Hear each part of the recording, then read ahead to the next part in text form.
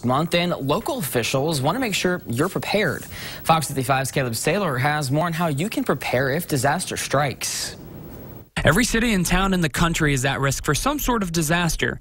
Whether you think you're at risk or not, getting prepared before it happens is key. Mick Newton is the Emergency Management Director for Noble County. He says if you're unsure how to get started, start by searching the internet for home preparedness tips.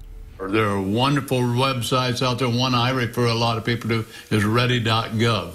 And a lot of these have lists and just ideas and stuff for you to think about. Things to think about include, what are the risks my family faces?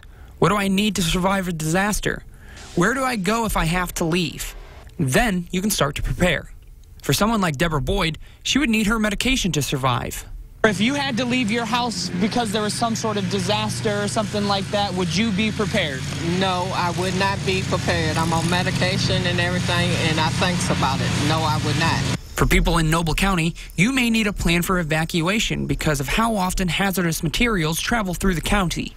Our number one threat we feel in Noble County is the risk of a hazardous material incident.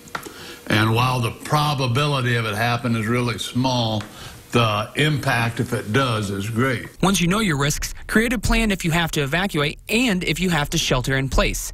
And make sure everyone in the family knows the plan. You also need to create a disaster kit with food, water, first aid supplies, and other items to keep safe. You may also need a kit for disabled family members, the elderly, and even your pets. And if you aren't already, take Boyd's advice. Everybody needs to think about it because with everything going on in the world, we do need a backup plan. We do. In Fort Wayne, Caleb Saylor, Fox 55 News. We'll have links to a number of different resources to help prepare your family for potential disasters on our website, WFFT.com. Fort Wayne City